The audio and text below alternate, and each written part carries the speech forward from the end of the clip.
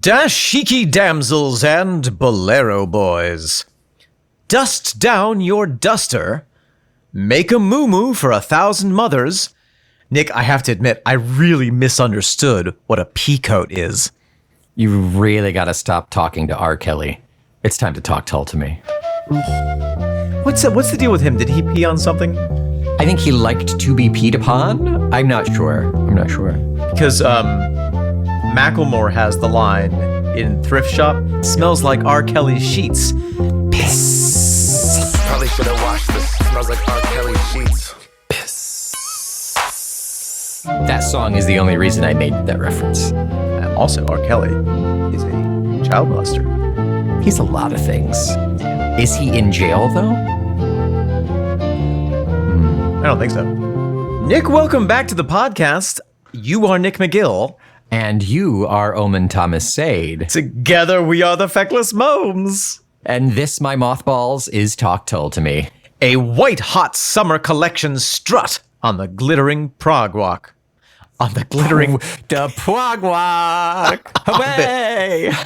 On the glittering catwalk of Prague Rock, in which Nighty Nick and Onesie Omen will inspect the seams of each and every tuxedo track that Raglan rock band Jethro Tull have ever patterned, stitched, and distressed. We will pounce on Doan Perry's precious pinafore, gag over Andrew Gidding's garish gabardine, and beg for the beneficence of Martin Barr's Bermuda shorts. And if we can, stitch in time, keep our trouser cuffs the fashionable length, and perfect our uniform, we may find ourselves sheltering from the sun beneath an oversized Panama hat with the formal flip-flop flautist, the jumpsuit jester, the leotarder who goes much harder, a man who when it rains does not pull out Wellingtons but rather Perfectingtons, Ian Asymmetrical Anorak Anderson. The Wellingtons Perfectingtons got me. It was real good. Yeah. You love jokes about boots. I do. I'm a sucker for boot jokes. Yeah. I tell you. Yeah. Well, Nick, hi. Hello, Omen, hello. Good to see you. A pleasure. The pleasure is mine and only mine. And it is good to be heard. The pleasure of hearing is also mine. Nick, what are we hearing ourselves talk Tull about this week? Goodness gracious, we are halfway through Roots to Branches. We're on track number 6, Dangerous Veils. Dangerous Liaisons. Ooh, ha, ha. Really exciting. I don't know what the heck the song is about. Nor do I. But by the end of this, we still won't. But we'll sound a bit more informed. We'll know a bit more about ourselves. That was the real journey all along. The real podcast was the friends we made along the way. Nick, anything to discuss before we jump into the title track of this episode? Off of... Yep, that's kind of how it works, I guess. Yeah, I'll give it to you. Song number 6 off of Roots to Branches. This song is called Dangerous Veils. Yeah, you know what? Let's shake things up a little bit, Omen. Sure. Let's shake things up a little bit. So normally I would save this little friendly blurb here for the middle, but since we're doing the program reading in the middle, I'll drop this in the front. This is just a tiny little blurb from a good friend Micah Noel from YouTube. Micah Noel writes in about Roots to Branches. To us. A personal blurb. This was the first Tull album I purchased for myself as a Tull skull after leeching off my dad's collection for a few years. Oh, wow. I was actually reprimanded for buying it on cassette so I could listen in my Walkman and headphones rather than CD so that it could be played in the family stereo. Wow. I always faced the dilemma of cassettes becoming obsolete, but if I purchased a CD, I'd have to wait until I got home to listen to it. But I always had my Walkman on me and could listen immediately while walking home if I had that cassette. Micah Noel, I do not reprimand you. I primand you for your decision. And then I reprimand you. Yeah. It's good cop, confused cop today. Yeah. But no, I mean, the cassette really was a revelation, an innovation, and changed what was possible in terms of listening. The fact that you were able to listen to it on your way home in your Walkman. The portability, yeah, it's amazing. Game changer. So huge. I listened to the shit out of a Walkman on the school bus when I was pretty young because it was one of the few things that would prevent me from throwing up my entire body weight every morning on the school bus. Yeah, no, it was heralded by introverts across the galaxy. I had a CD portable Walkman, I guess, a little bit later in history. Yeah, I did too, yeah. Which was not really that convenient. No. But we put up with it because of the amazingness of being able to listen to music out and about. Yeah, you just dealt with the fact that you can't jostle it, otherwise you'll skip. Exactly. That's all. Which, as if you were doing carpentry, was a little difficult. Yes. Yeah. Thank you again, Micah Noel. Greatly appreciated. And that's the cue to dive into let's listen to the song and then talk about the song. Let's dive into listening to the song and talking about the song. Yes, diving in.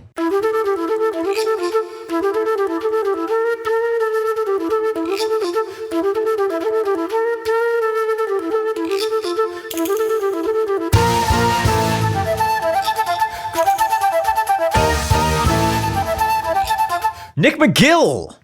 By gummy omen, that song. Those veils better come with a warning. Oh, they are stamped and OSHA approved. Stay 6 feet away from these veils at all times and wear your hard hat. You need a safety line to get near those, those veils.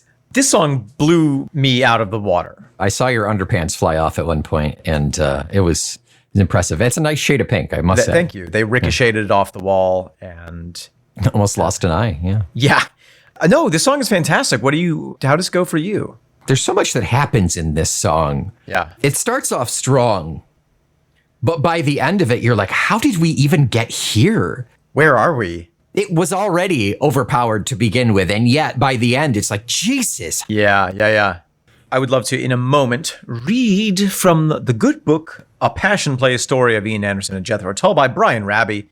Yeah, it was lost under a magazine for several months, which is why you haven't heard from it recently, but I found it. Brian Raby is very hungry. I don't know what he was doing under that magazine, but thank God you found him. I put a tube down and put some treacle down to let him survive. And like a hamster. Yeah. Yep. So the first thing that we hear is Ian on the flute going,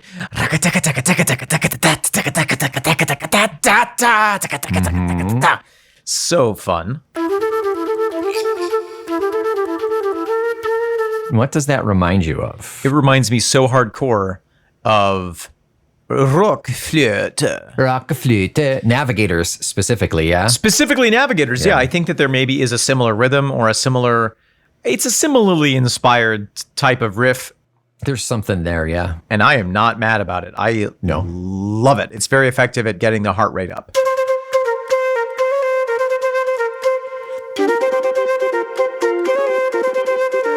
We've already, at several points, mentioned how the guitar feels like it's from rock flute. There's something in the water here that jumps 30 years. Yeah. And it goes through a wormhole and gets into... oh, no, it was Joe. It was JPJ that did the guitar for that, yeah. It was. Something in the water, also known as Viking longships.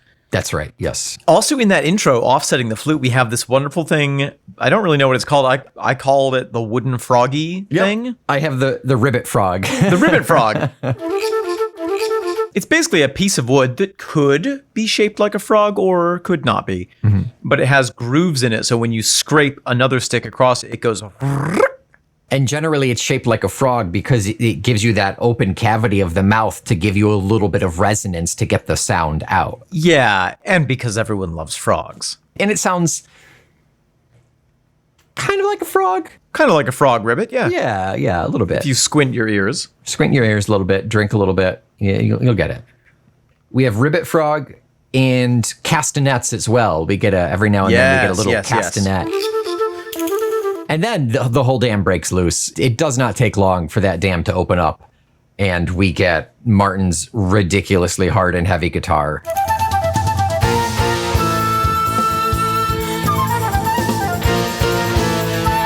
Just rocking in, roaring in, kicking you in the face. And I think a lot of that energy is coming from the recording process. Yes. Yeah. I should like to read a little quote from Mr. Martin Lancelot Barr here. Please do. From Brian Raby's book, A Passion Play. Martin Barr says, I think the idea behind the album was that it was recorded as live as possible, because we went through a whole series of albums where we recorded in Ian's first studio where there was no live room. So, Under Wraps, Walk Into Light, Crest of a Knave, and Rock Island were all recorded with drum machines, and either the drum machines stayed or were replaced by drums, Doan or Jerry on drums on Crest and Rock. So they were sort of built up from click parts, added guitar and bass, etc. It was sort of music by jigsaw method. There's nothing wrong with that, but having moved and obtained a proper live room, Ian was keen to rehearse and record as we did in the early days. And I think the songs are very strong and the playing's very good. It was also different in that we were playing with a new bass player. So, terrible accent, but...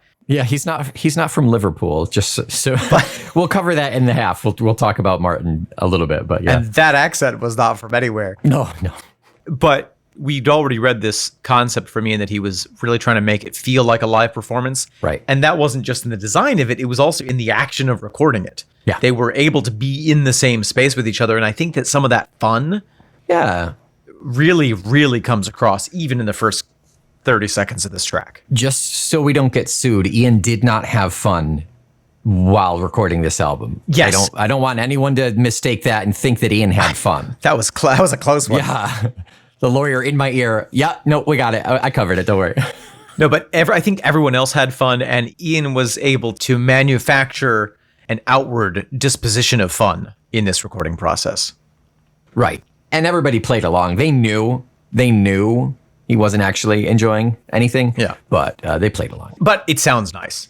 It does. And it fits in with that theory of this being a live, quote unquote, album. And boy, I tell you, that last minute of this song, that ender, such a live feeling. Holy cow. What a great cruncher at the very end for like a live crowd. It's so cool.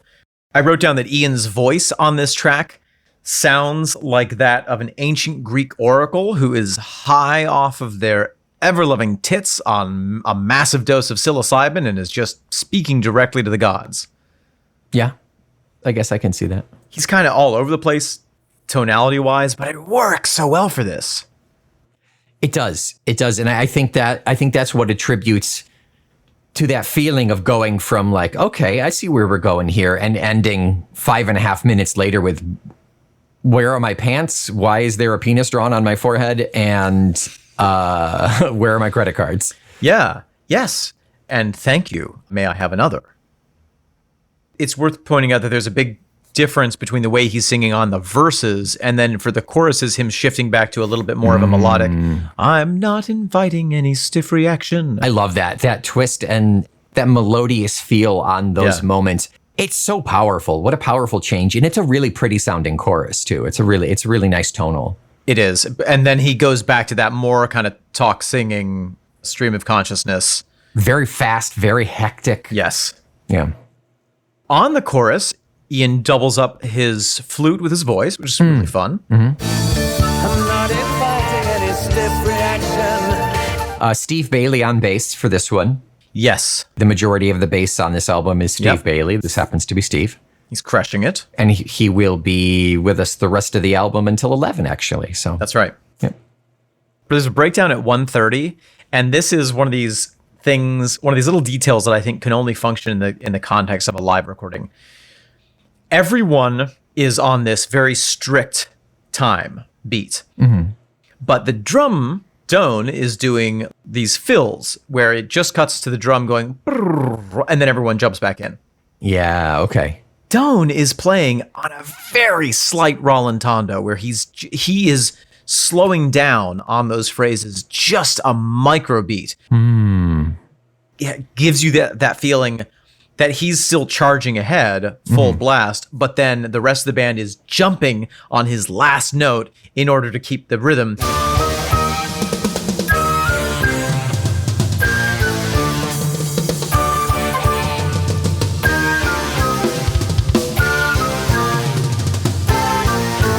And it's wonderful. It's like this kind of doughy pushing and pulling Yeah. game that they're playing. Right. And I think it leaves you imbalanced a little bit. You can't follow it, and by the time you figure out what they were going for, you're well past it. You're like, oh shit, okay, now we're moving on. Okay. Yes, your comprehension is always a step behind. Like if you watch a really well done Shakespeare play, like a comedy, and you're getting the joke just a second after they've already moved on, and so like it produces that feeling of having to keep up with the artist. That's great. Yeah, very much so in this song. Yeah. What else have we got musically? Another breakdown at about 2:30. Yes. That's the one where we get a lot of synth action. We get the synth organ leading up, and then it breaks out into this jazzy piano, super jazzy piano moment.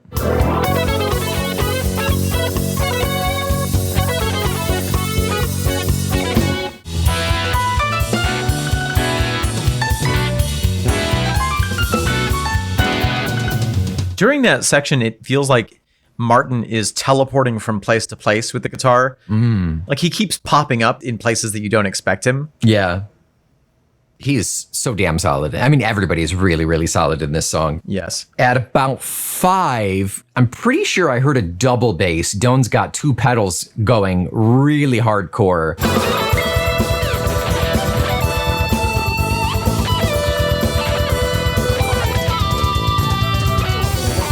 As if we couldn't pick up any more speed, we get that double bass, and then it's just a no holds barred. We're going bonkers for the next 30 seconds. It's that feeling you get when you've done 3 shots of espresso and then you do speed trials over like 5 kilometers. Yeah. You're all over the place. Yeah. Yeah. And so is your poo. That's right. If you're not used to 3 espressos. Yeah. Oh, at 4:25, we have a false ending.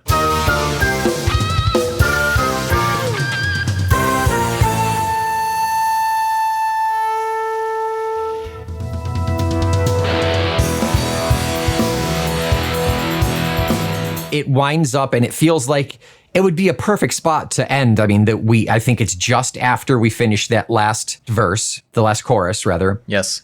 And then it's a perfect little button, but then they jump right back in. Yeah, and there's some really nice big broad chords from the guitar and the synth on that return in that create some space for the band to then run. Yeah. And as you said, that ending, that last minute and a half is just so fun. It almost feels like I could see Rush playing this last minute. It almost feels like it transcends Tull in a way. There's something about it that's not terribly Tullian. But it's very proggy. But it's super proggy, yeah, and it's great. Yeah. It's a lot of fun. Time signature? 4/4. 4/4. Yeah. Actually, so I do have a really interesting note on the time signature if you want to hear that. Oh, yeah, please. Yeah, definitely. It says right here, it's 4/4. Okay, carrying on. Okay, nice. Good. Okay, so this is Martin again. I think we were looking for phrases that didn't sit in the obvious place. Hence, most of the songs on the album started on beat 2 of the bar. I think Ian wanted it to sound a bit different, strange, without it being bars of 5 and 7s and 9s. So, although it's strictly in 4s, it doesn't have the appearance of being so, because things do start in a strange place within the bar, which is nice. I like things in that music. It's a neat way of creating something that's off the beat without it being difficult for the listener so you can tap your foot through it. Dear Christ. But that's what we've been talking about with this album. Yourself. Please, sir, I want just one more time signature. But that's exactly what we were talking about. We clocked that earlier on in this album, that a lot of the phrases do start in a slightly odd part of the measure. So even though it's in 4, it gives it that feeling while still being supremely danceable. Yes. And lends itself to that exotic feel. This song, particularly the flute, feels very exotic in here. Everything else is fairly standard rocky, but I don't know. There's like a minor on that flute or something. There's something there that makes it. Allegedly, there's a minor on the flute. We're not sure. There's no proof of that. They have a note from their parent. Could have been 18. Yeah, we didn't check IDs. Yeah, and also in the book, we can come back to this in a different episode. Ian has some really interesting thoughts about incorporating some of those spicier music flares into the album, which we could get into later. Yeah, that'd be great. Nick, welcome to the center of our show. It is a chewy nougat. As the chewiest member of Jethro Tull, we are going to be talking about Martin Barr here, our good old babyface Martin. Don't chomp on him if you've got fillings. That's right. It'll pull him right out. So this is the first of the 2 pages of Martin. We already covered his travel gear in Out of the Noise. Yes. This is his curriculum vitae. Full name, Martin Lancelot Barr. Address, a very old farmhouse near the coast in East Devon, England. Date and place of birth, 17th November 1946, Birmingham, England. Nationality, British. Education, Yarwood Primary, Birmingham. King's Norton Grammar School, Birmingham. Tudor Grange Grammar, Solihull. Hall Green College, Birmingham. Lancaster University, Coventry. Qualifications gained, 7 O levels. OND Surveying Architecture, HND First Year, Failed Spanish and Atomic Science. Work experience, college work experience with West Bromwich County Council Public Works Department and Bryant's involving general surveying and drawing. 3 years playing saxophone, flute, and guitar in the same group under the guise of pop group Soul Group. Backing the Coasters, the Drifters, Lee Dorsey, and Alvin Robertson, and finally Blues Group, all as fashion demanded. Jethro Tull since December 1968. Wow. Other relevant information, 2 solo albums, A Trick of Memory and soon-to-be released The Meeting, both recorded at home in Devon. Interests and hobbies, table tennis, Exeter Division 5 winner team event in 1986. Wow. Running, 3 marathons, Paris 1989, London 1990, and 1991. Whoa. Tennis, skiing, snow, sailing, anything, but I own a laser racing dinghy, collecting trains, any size except full size, buying leather jackets, watches, and luggage whilst on tour only, guitars and connected paraphernalia. My wife and family should be at the top of this list. And that's it for his CV. Now we're on to his little blurb about Dangerous Veils, which is pretty similar to what we heard from Brian in his interview.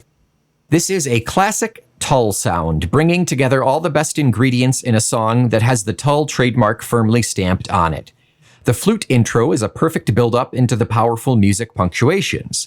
There is space for all the instruments to cut through, leaving room for the melody and lyrics to be the carrying force. The seemingly inexhaustible energy continues to the last note, yet the bonus comes in the instrumental outro, where Doan and Steve pull out all the stops, leaving the listener just slightly out of breath by the end.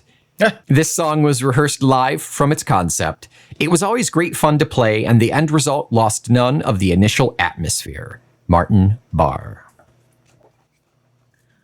Love the way that he writes about music. Yes. He just cuts to the meat. Cuts my meat. He peppers my mutton. He salts your lasagna. He pickles my onions. Oh my God. Speaking of pickles, I threw some hard-boiled eggs into some dill pickle juice and let them sit for a couple days. So good. Some people are really grossed out by pickled eggs. I love them. The ones you get from the gas station, they're too vinegary for me. Yeah. They're good, like once a year, but Yeah, this is sometimes true. yeah. And also as a sometimes threat. Yes. Can't spell threat without treat. That's not I can't at least. What were we gonna? Oh, I just wanted to make the point that Devon is on the peninsula of the UK, at the tip of which is Cornwall, and Exeter is one of the nearby larger cities. Exeter, hardly know her. Nick, welcome back to the second portion of our podcast, not counting the middle. Yeah, right. It's the second and a half. This is the fun portion that I like to call, that I fondly refer to as, what the hell is this song about, Omen? Yeah. We have a dartboard on which we have different meanings, and we just close our eyes and take a spin. And It might be easier to rule things out. I don't see cats. I don't see trains. I don't see peppers. I don't see... Yeah. I mean, what else do we fall back on? he's not complaining about a reviewer. That's true. Yeah. But there is a woman. There is a woman. This is songs concerning women, I think. Dangerous Veils. Quite an interesting title. It conjures to mind, perhaps, The Wizard of Oz. Pay no attention to the man behind the curtain. Okay. If there's a veil, is it the veil itself that's dangerous? Or is it the what's behind it that's dangerous? Or is it the masking of the thing that is behind it that is dangerous? Or is it dangerous because it allows you to project any thoughts and fears onto it? Wow. Yeah. Veils, in the context of the Eastern motif that we have with the album, could refer to any of the various veils that are worn predominantly by women, but not necessarily only by women, in various parts of the world, including the veil. Think Aladdin. Think Princess Jasmine in Aladdin. She wears a veil at one point. She does. She does. You know, in the various religious coverings, religious or cultural coverings, have sometimes come into conflict with Western thoughts and feelings and policies. Famously, the French have some real racism against people from the Middle East and have banned the headscarf in a lot of like schools and beaches and even the Olympics, which is really crazy. Is it the burqa? I know there are a couple that have different names. No, the burqa is the full covering. Oh, It's okay. Hijab? It's the hijab, yeah. So, I don't know. That's kind of where we're starting from. Why don't we dive into the lyrics and see if we can peel back some of these layers. This veiled onion. Yes. There's a candle in a scented space, throwing softer shadows on a covered face. There's a candle in a candy space, throwing softer shadows on a covered face. It's very atmospheric. Mm-hmm. So we're thinking candlelight, we're thinking incense, a soft shadows dimly lit, and a covered face. Mystery. Could be a pumpkin spice scented candle. It could be. It could very well be. We're not ruling that out. He continues with a direct address. Sister, silent to the likes of me. It's not a direct address. That's an indirect address to us. I apologize. Yeah. It's a description. You could call it a description. Yeah. Sister, silent to the likes of me. So there's a female figure who is silent to the likes of him. Mm-hmm. Pay my respects to her propriety. Sister silent to the likes of me. Pay my respect to her propriety. Nick, what is propriety? The quality or state of being proper or suitable, appropriateness, conformity to what is socially acceptable in conduct or speech. Okay. Yeah. So in a way, he's saying, here's this mysterious woman. I am following the rules that she abides by. Right. I'm paying my respects to her sense of what is proper. Mm-hmm. Yeah. Rather than being a jerk about it. Yeah, could be. Yeah. Why don't we continue on? Please let us. Is this some crazy woman here dancing behind her thin black veil? Am I misreading those mysterious eyes? Duet, impossible to harmonize. Is there some crazy woman here dancing behind her thin black veil? Am I misreading those mysterious eyes? Duet impossible to harmonize. That line, duet impossible to harmonize, is so good. Yeah. I love that line so much. So I think what I'm getting out of this is Ian's been traveling in the East. Perhaps there is this performance, whether it is being framed as a religious nature or a cultural nature, or whether they're like, oh yeah, come back to our illegal strip club, Ian, and we're going to show you some real crazy stuff. Belly dancing. Oh yeah, that's true. I took the dancing to be metaphorical, even. Just him interpreting something that breaks that propriety. That makes a lot of sense. I'm getting belly dancing. I mean, it could be. There's nothing to rule it out. But regardless, there is a feminine figure dancing, whatever that means, behind a thin black veil, and he is able to see her eyes, and he questions if he is misreading those. So perhaps the What I'm reading between the cracks is that there is an alluring factor. There's an alluring element. There's an attraction, that those eyes are speaking something to him. Right. And maybe it's just so they'll put more dollars in her G-string. In her belly dance. In her belly dance bangly belt. Yeah. Yeah. Or is it just that, he's used to white people? He's misinterpreting it altogether.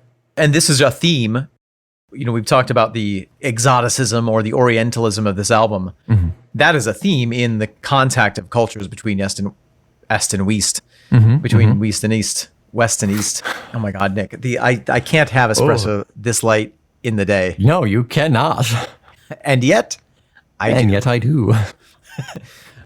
There is often in Western culture the tendency to eroticize, or at least romanticize, Eastern cultural practices and Eastern people. Yeah. The Kama Sutra was just a cookbook, and then they misinterpreted it.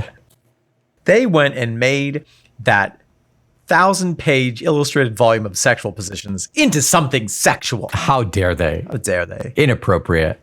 Come on, Sting. That's just a quiche.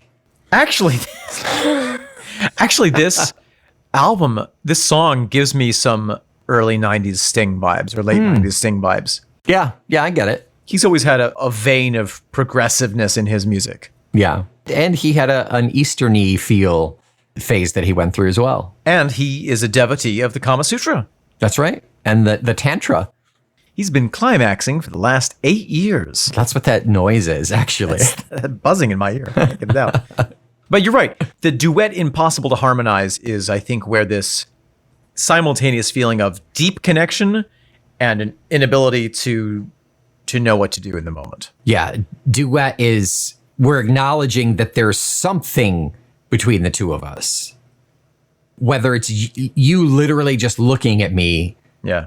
And then I'm misinterpreting it. I don't have enough information to harmonize. So we're going with what we got. And if it is this belly dancing scenario, which I've totally made up, I can imagine a situation where the dance is this big alluring thing, and maybe she's gesturing to him and he's like, I literally have no idea what I'm supposed to do here. And so I'm just not going to do anything.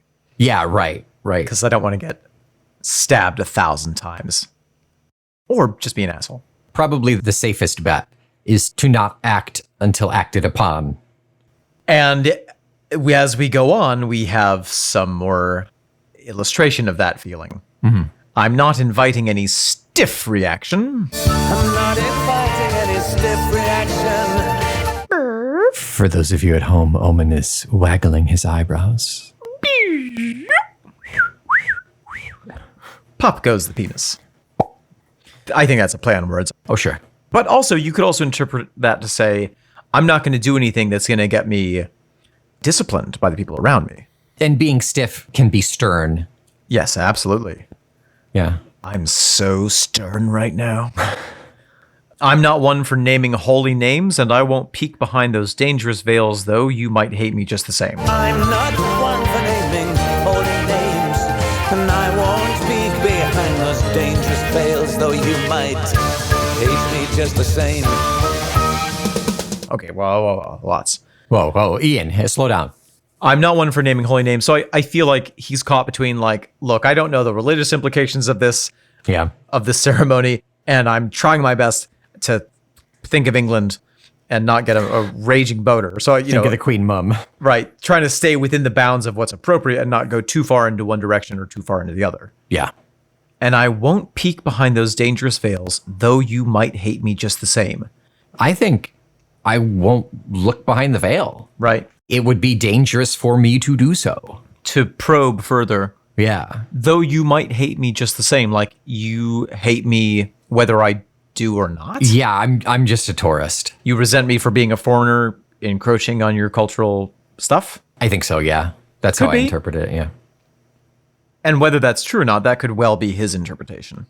Right, yes. That seems to be the thought of our narrator, at least, yeah. That is certainly an imaginable thing. Mm-hmm. People having a complex relationship with tourists in their country. Yeah, right. I hate the tourists who come to Florida. And I also hate the people who live here. It's a win-win. I mean, you save energy by just hating everyone. I'm a generous hater. Yeah, you're an equal opportunity hater. Yeah, the bar is low. If you want to be hated by me, just exist, baby. I'm here for you. I'll do it. I got you. I'll stab your back. Names of the father ringing in her head, thinking over what the prophet said. Names of the Father ringing in our heads, thinking over what the prophet said. Okay. Suddenly, we're in a very Judeo-Christian linguistic cul-de-sac. Right, father is capitalized. It is capitalized, yeah. Yeah. And prophets tend to be spoken of in the Judeo-Christian religions. Well, it could be. Could he be? could he be witnessing this in an Islamic country? I mean, that's my thought. Yeah. That makes sense. Yeah, I like that. Words and traditions bind her in their spell. Don't drink the water from this holy well. Words and tradition bind her in their spell. Don't drink the water from this holy well. Oh, you know what this could be? This could be like something akin to like the dervish ceremonies. Okay. Okay, so the dervishes are a 13th century branch of Sufism.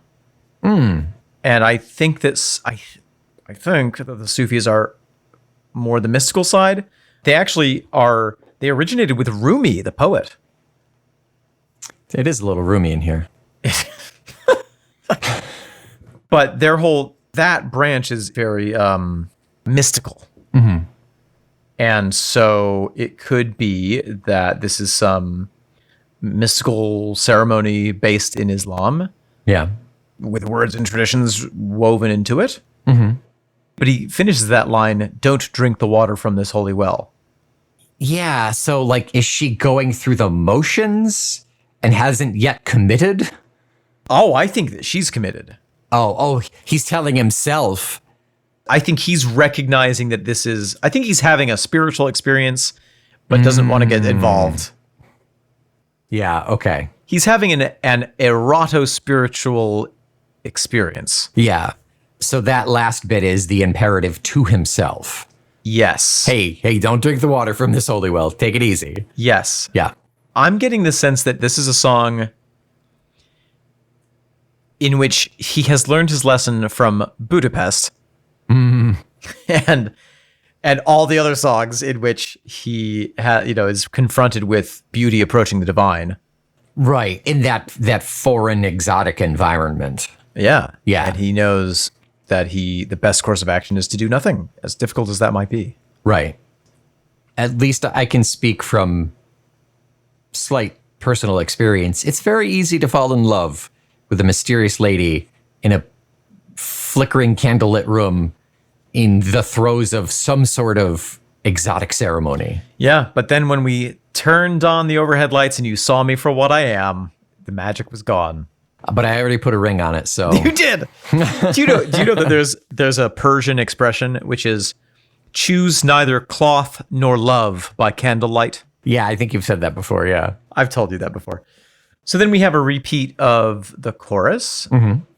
No fierce reaction, holy names, won't peek behind. It's fierce reaction this time, not stiff reaction. I'm not inviting any fierce reaction. Stiff reaction means like, I'm going to scold you now. Fierce reaction means Your blood may spill. violence, angry. Yeah. Interesting. Thank you for clocking that change. I won't peek behind those dangerous veils, so you might hate me just the same. He continues, there's a candle in a scented space. So this is a play on that first verse. This whole verse is a play on that first one now. Yes. Yes, it is. There's a candle in a scented space. That's the same. Softer shadows on a covered face. A variation of that second line. Sister silent to the likes of me is the same. I tip my hat to her propriety. I tip my hat to her propriety.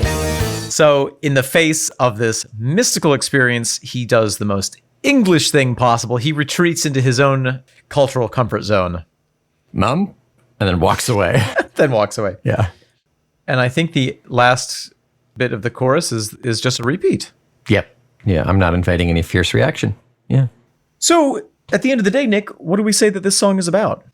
I think ultimately it boils down to that exotic experience, whatever it is, but this particular exotic experience happens to be thrust into something that's more than like eating something out of your comfort zone. Like this is a real experience that these people are having. And there's this like fish out of water thing. This, I don't want to step on any toes. I realize and acknowledge that I'm honestly don't belong here. Right. So for the moment, I'm just going to stand back until I get too uncomfortable. Right. And then I'll just see my way out the door. Yeah. Yes. It's that hand in hand of, I know I don't belong here. Maybe even my presence is inappropriate. Right. But this is so fascinating that I can't tear myself away. So I'm just going to try to look in the most respectful way possible. Yeah.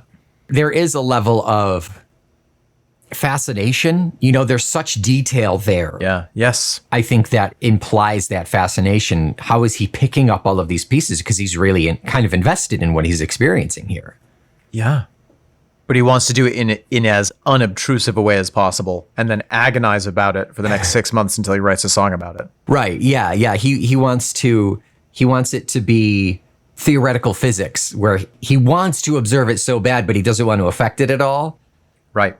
So he does it just a little bit. This is how I feel watching burlesque acts. You want to be there. You want to experience it. I was invited. You're invited into that burlesque act. Yeah. And I want to watch it, but I know that I have to put a hair shirt on my eyes. I got my hair glasses out.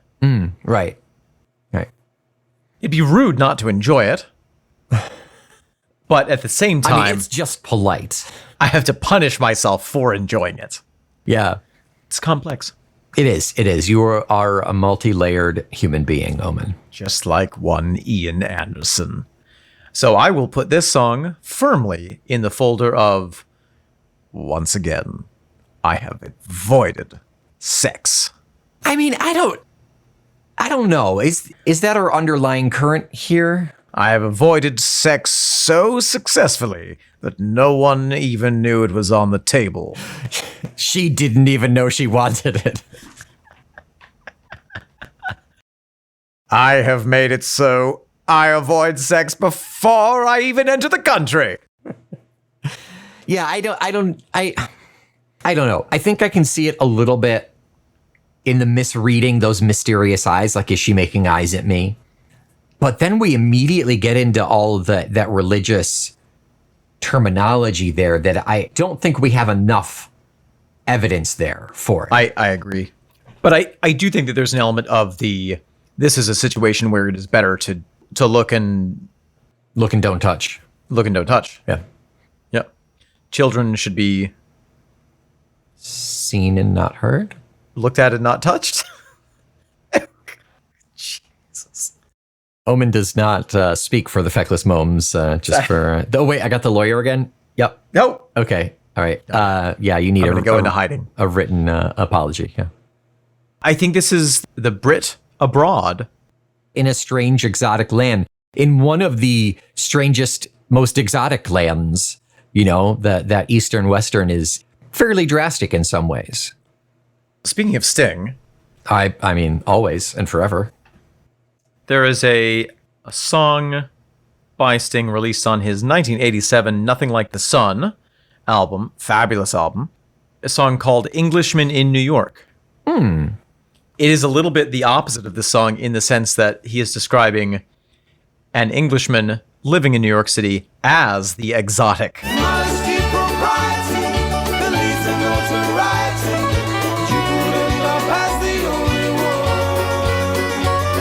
The Englishman is something exotic in New York because he has these English habits and that he's sticking to.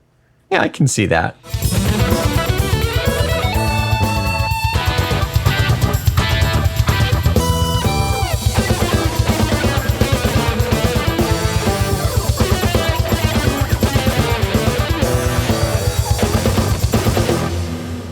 Nick, what are we listening to next tweak? Next tweak, my friend, is a song that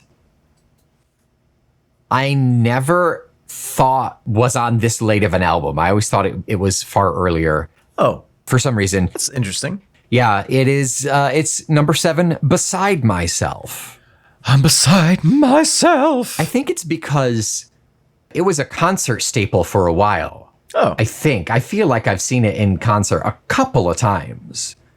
Well, until next week, Nick. There is a candle in my scented place. I'm Omen Thomas Sade. Please don't misread these mysterious eyes. It's really quite simple. I'm Nick McGill. Duet? Yes, we're the Feckless Moans. And we are the names of the father ringing in your head. Daddy Anderson. Talk Tull to me.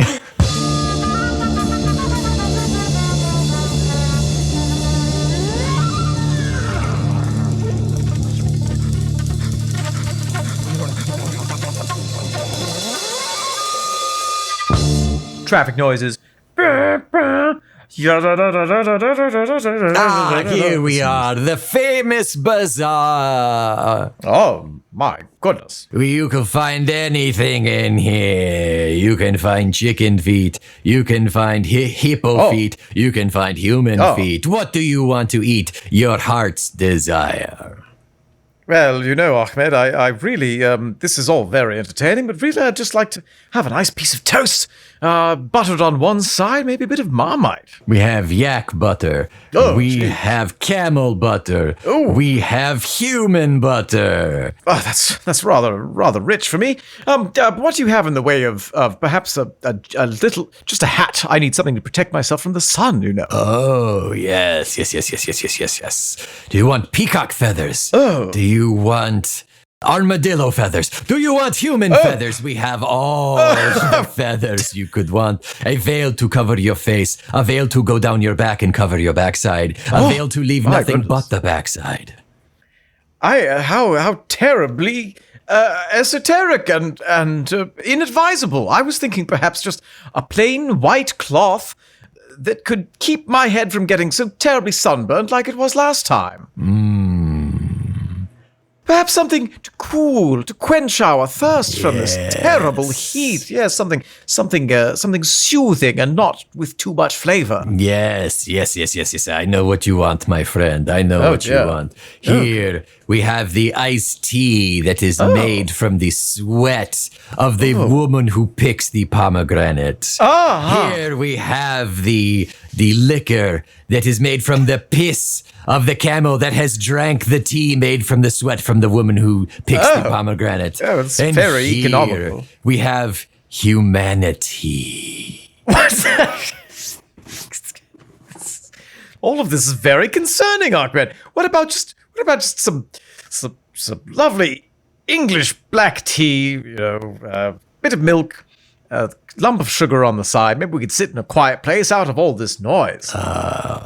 I think I know what you are saying, friend. Yes, I think you do know what I'm saying. Some a quiet place where we could Yes. just be alone with our thoughts, out of the noise, and not all this terrible heat and light, and colors that are assaulting my eyeballs. I just need to sit and polish my tweed and read a newspaper and think with my thoughts. Yes, my friend. I know exactly what you're saying. I don't know why I ever go on these holidays. They're always so they're rather disagreeable. Yes, I know. We have to go down this alley. I have to knock on this door 3 times and then pay the man the sum of 15 rubles, and then.